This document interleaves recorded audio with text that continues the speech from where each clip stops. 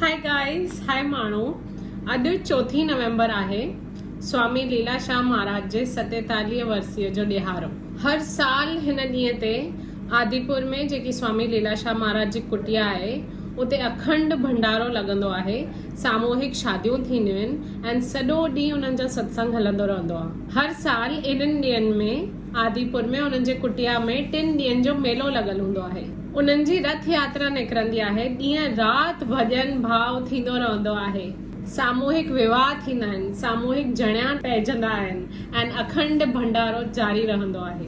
अलाए किथां किथां हिननि जा प्रेमी अची करे हिननि जे आस्थान ते मथो टेकींदा आहिनि, पर हिन साल हे कुछ भी न थी रहियो आहे, ऑब्वियसली कोरोना जे करे। स्वामी लीलाशाह सिर्फ महान संत शिरोमणि न हुया, बल्कि कर्म योगी भी हुया, धर्म प्रचारक एंड वेदन जा ॼाणू वेदांत ऋषि भी हुया। हो चाहे ना त सब कुछ छॾे करे हिमालय जे चोटिन ते वञी वेही पिया सघनि, पर उन्हनि ईअं न कयो।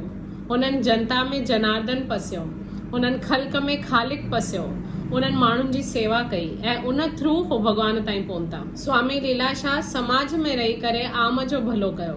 हुननि जे लाइ आम माण्हू जी शेवा करण सां ही भगवान ताईं माण्हू पहुची थो सघे। उन्हनि कुरस्मुनि जे खिलाफ कमर कसे कमु कयो। स्वामी लीलाशाह सही माना में समाज सुधारक हुया।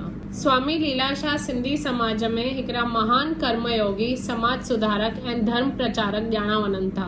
हुननि सिंधी समाज में फैलियल कुरस्मूं ऐं उणाइनि जे खिलाफ आवाज़ बुलंद कयो।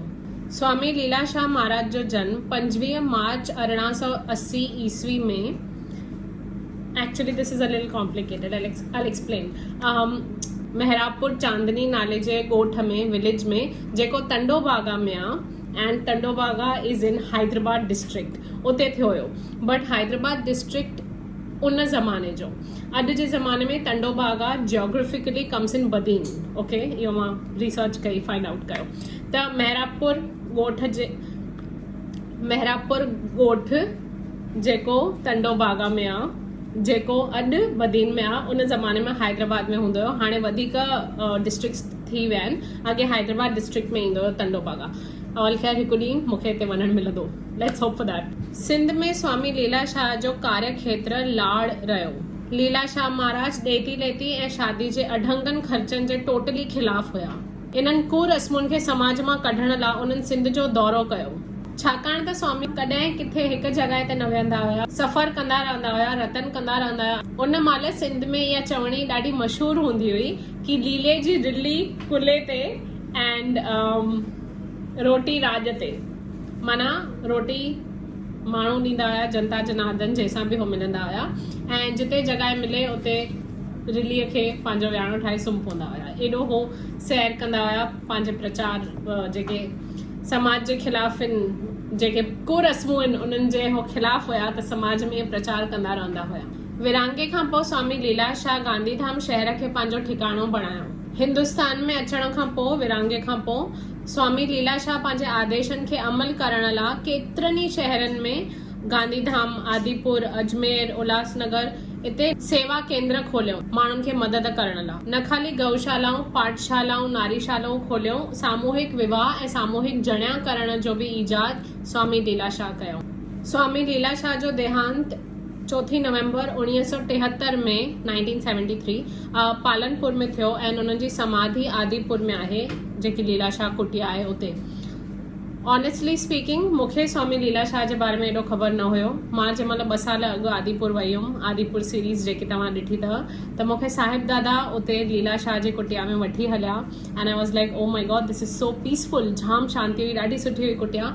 एंड उन खां पोइ मां लीलाशाह ते थोरी वधीक रिसर्च करणु चालू कई एंड थैंकफुली अॼु वर्सीअ जे करे मां इहो वीडियो थी ठाहियां एंड इन वीडियो ठाहिण जे पुठियां एॾी इंफॉर्मेशन कलेक्ट कई, उन मां तव्हांखे कुझु हिसो तव्हां सां शेयर कई information. And huge thank you to Sahib Dada, Indian Institute of Sindhology जा डायरेक्टर, जिन मूंखे इहो वीडियो ठाहिण में मदद कई। असां स्वामी लीलाशाह सां रिलेटेड हिकिड़ी नज़्म, हिकिड़ी पोम, नज़्म खे शेर भी चइबो आहे, बैत भी चइबो आहे, नज़्म भी सिंधी अखर आहे, त कोई प्रॉब्लम न आहे। असां स्वामी लीलाशाह ते लिखियल हिकिड़ी नज़्म हिंदवासी में ॾिठी, त उहा मुंहिंजी सदोरी महक तव्हां लाइ रिकॉर्ड कई आहे, उहा हाणे तव्हां सां शेयर थी कयां। अचो ॿुधूं उहा नज़्म। हिन नज़्म जो उन्वान आहे स्वामी लीलाशाह ऐं रचनाकार आहे करुणा तोलाणी।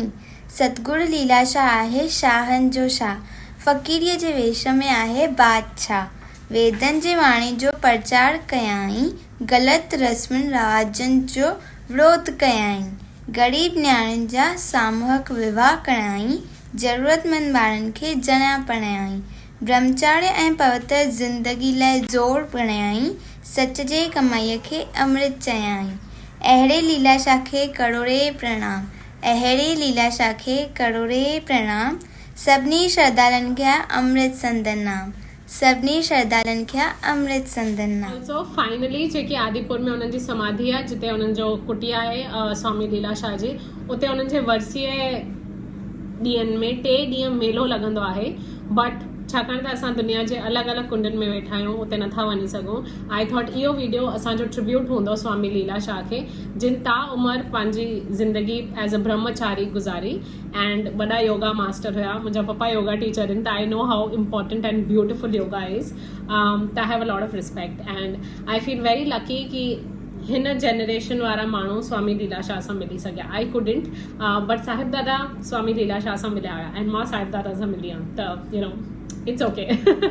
मिलूं था असां ॿिए वीडियो में। थैंक यू इहो वीडियो ॾिसण लाइ। प्लीज़ हिन चैनल खे सब्सक्राइब कयो, ॻाढ़ो बटन दॿायो। अगरि तव्हांखे इहो वीडियो वणियो त लाइक कयो एंड मिलो था ॿिए वीडियो में। Thank you, bye, see you in the comments.